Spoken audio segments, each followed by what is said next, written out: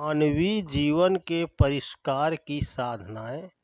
मनुष्य का जीवन मिलता अनेकों को है, पर उसका सदुपयोग बिरले ही कर पाते हैं। सामान्य दृष्टि से लौकिक विकास को ही लोग मानवीय जीवन का चरम उद्देश्य मान बैठते हैं और उसी से जुड़ी स्वार्थ इच्छाओं, कामनाओं, वासनाओं को पूर्ण करने में मनुष्य के रूप में मिले इस दैवीय अनुग्रह की इतिश्री मान बैठते हैं। यदि स्वार्थ पूर्ति ही मानवीय जीवन का एकमात्र उद्देश्य हो तो ऐसे जीवन को देव दुर्लभ क्यों कहा जाए। इसकी संभावनाओं की तुलना दिव्यता और महानता से क्यों की जाए। मात्र लौकिक सांसारिक कामनाओं की पूर्ति करना मानवीय जीवन का उद्देश्य नहीं हो सकता। सत्य तो यह है कि मनुष्य अपने आंतरिक जीवन में सद्भावनाओं व सद्विचारों से ओतप्रोत हो एवं ब्रह्म जीवन में सत्कर्मों से पहचाना जाए तो मनुष्य जीवन का मिलना सार्थक कहा जा सकता है। आंतरिक दृष्टि से परिष्कार हो व ब्रह्म जीवन लोकोत्थान व समाजोपयोगी कृत्यों में निमग्न हो तो इसे ही आत्म कल्याण कहा जा सकता है। इस पथ पर चलने वाले ही लौकिक सुख एवं परलौकिक आनंद के अधिकारी बनते हैं। आध्यात्मिक सिद्धियां व यौगिक विभूतियां भी उन्हें ही हस्तगत होती हैं। जो तप तितिक्षा से परिपूर्ण जीवन उत्कृष्ट उद्देश्यों को ध्यान में रखकर व्यतीत करते हैं, न्यूनतम में निर्वाह ऊंचे उद्देश्यों के लिए जीवन यापन प्रत्येक क्षण का सत्कर्मों में नियोजन से ही आध्यात्मिक जीवन का राजमार्ग है और इन्हें त्याग कर व्यर्थ के झंझटों में पड़ने वाले क्लेश सहते व कष्ट पाते हैं। वे मात्र लौकिक आकांक्षाओं की पूर्ति में जीवन लगाते व गंवाते हैं और इतने जन्मों में भटकने के बाद मिले इस बहुमूल्य अवसर को यूं ही गंवाकर खाली हाथ चले जाते हैं। परम पूज्य गुरुदेव व परम वंदनीय माता जी द्वारा दिए गए जीवन इसी व्यवहारिक आध्यात्म का प्रतीक परिचायक है। भाषा के खेल में हम मानवीय व्यक्तित्व के तीन आयामों को स्थूल, सूक्ष्म व कारण शरीर से जानते हैं। दोनों ही गुरु सत्ताओं का जीवन इन तीनों शरीरों की आध्यात्मिक श्रेष्ठता का प्रतीक था। ये तीनों शरीर जब परिष्कृत होते हैं तो इन्हीं के पथ क्रमशः कर्मयोग, ज्ञान योग एवं भक्ति योग के नाम से पहचाने जाते हैं।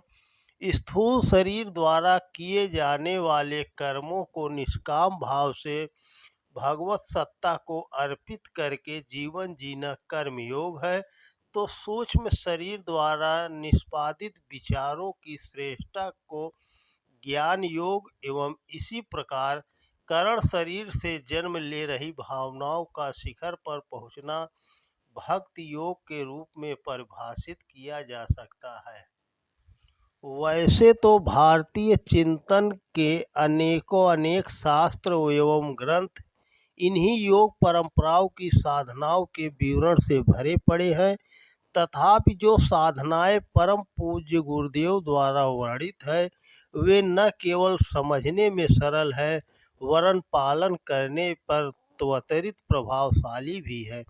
इसलिए गायत्री परिजनों से अपेक्षा है कि वे अन्यत्र व्यर्थ के झंझटों में पड़ने के बजाय इन्हीं सरल सुगम साधनाओं का पालन कर ले तो मानवीय जीवन की श्रेष्ठता का लाभ अवश्य ले सकते हैं। स्थूल शरीर की या कर्म योग की साधना के लिए परम पूज्य गुरुदेव द्वारा दिया गया सरलतम सूत्र है कि हर दिन नया जन्म, हर रात नई मौत। इसमें प्रातः काल उठते ही बिस्तर छोड़ने से पहले भावना करें, हमें इस सूर्योदय के साथ एक नया जीवन मिला है और जीवन की अवधि मात्र आज के ही दिन तक सीमित है। मानवीय मन या तो अतीत की घटनाओं में विचरता रहता है या बैठकर भविष्य के लिए मुंगेरी लाल के हसीन सपने बुनता रहता है। परम पूज्य गुरुदेव का यह सूत्र अपनाते ही मन स्वतः ही वर्तमान में लौट आता है और दिनचर्या में भी ऐसी तैयारी हो जाती है जिसमें एक दिन के रूप में मिले एक जीवन का श्रेष्ठतम उपयोग किया जा सके। इस सूत्र का उद्देश्य मात्र दिनचर्या तैयार करना नहीं है, बल्कि इसके साथ ही मानसिक रूप से पवित्रतम भावनाओं को विकसित करना है। जब जीने को एक ही दिन शेष रहा तो उसे चिंता, कुंठा, बेचैनी, घबराहट, शंका, कुशंका में क्यों गुजारा जाए। उस दिन को इन्हीं पवित्र मानसिक भावनाओं से भरा जाए कि सद्विचारों व सद्भावनाओं के अतिरिक्त मन में कुछ और प्रवेश न कर सके। दिवस इस प्रकार गुजार लेने के उपरांत रात को सोते समय अपना सर्वत्र दिन भर की अर्जित हर छोटी बड़ी उपलब्धि को माँ गायत्री के चरणों में अर्पित करें।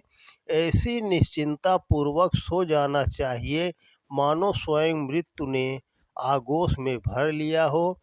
दिखने में साधारण सा प्रतीत होता यह प्रयोग रामबाण की तरह अचूक है और इसके थोड़े दिन पालन करने मात्र से अंतःकरण में पवित्र सद्भावनाओं की बाढ़ सी आ जाती है।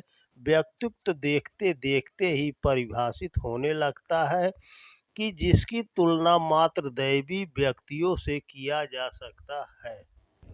सूक्ष्म शरीर द्वारा की जाने वाली ज्ञान योग की साधना के लिए परम पूज्य गुरुदेव का दिया सूत्र था। नियमित स्वाध्याय का उद्देश्य मात्र पुस्तकों का अध्ययन ही नहीं होता, वरन अपने जीवन व उसके उद्देश्यों का पुनरावलोकन भी होता है। नियमित स्वाध्याय के क्रम में जहाँ अच्छी पुस्तकों से मिले ज्ञान को प्रेरणा का स्रोत बनाया जा सकता है, तो वहीं इस अवसर पर स्वयं से यह भी पूछा जा सकता है कि हमें जो यह सुर दुर्लभ मनुज तन मिला है, क्या हम इसका सदुपयोग पा रहे हैं? क्या हम हमें मिली विभूतियों, प्रतिभाओं, संपदाओं का उपयोग विश्व कल्याण में कर पा रहे हैं? क्या हम संयमी, सदाचारी, उदार, परिश्रमी, विनम्र, सेवाभावी, करुणावान बन पा रहे हैं? स्वयं को सत्पथ पर प्रेरित करने के अतिरिक्त अन्य लोगों को सद्विचार पढ़ने के लिए प्रेरित करना भी इसी साधना का एक रूप है। भटके हुए व्यक्तियों को अखंड ज्योति से परिचित कराना परम पूज्य गुरुदेव द्वारा रचित युग साहित्य से अवगत कराना ज्ञान योग साधना के ही दृश्यमान स्वरूप है। इसी प्रकार भक्त योग की साधना जो करण शरीर द्वारा संपन्न होती है, उसके क्रियान्वयन के लिए परम पूज्य गुरुदेव द्वारा प्रदत्त सूत्र है विवेक को स्वीकार करना और अंतःकरण में आत्मीयता का समावेश करना। इसे दूसरे शब्दों में अपने लिए कठोर होना व दूसरों के लिए उदार होना भी कह सकते हैं। भक्त भावुक होने को नहीं कहते। भक्त से ज़्यादा शूरवीर और साहसी कोई नहीं होता। प्रहलाद, ध्रुव, हरिश्चंद्र जैसा जीवन जीने के लिए सूरमाओं के कलेजे चाहिए। सच्चा भक्त अपने लिए कष्टकारी जीवन संघर्ष स्वीकार करता है, परंतु प्रत्येक प्राणी में ईश्वरीय अंश को अनुभव करते हुए सदा उसकी सेवा सहायता के लिए तैयार रहता है। पीड़ित व्यक्ति की पीड़ा का निराकरण व पतित मार्ग भटके हुए व्यक्तियों को सन्मार्ग पर ले आना यही भक्ति योग का सच्चा स्वरूप है।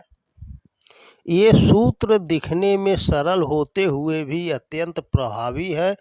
तीनों शरीरों का जागरण व तीनों योगों का संवर्धन इसी पथ पर चलते हुए संभव है।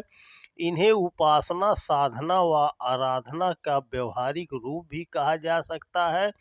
इन्हीं सूत्रों का पालन करते हुए जीवन का शोधन व परिष्कार संभव है। यदि हमें मानवीय जीवन की संभावनाओं को मूर्त रूप देना है तो इसी दिव्य पथ का अनुसरण हमारे लिए श्रेयस्कर होगा, अन्यथा पश्चाताप के सिवा कुछ हाथ आने वाला नहीं है।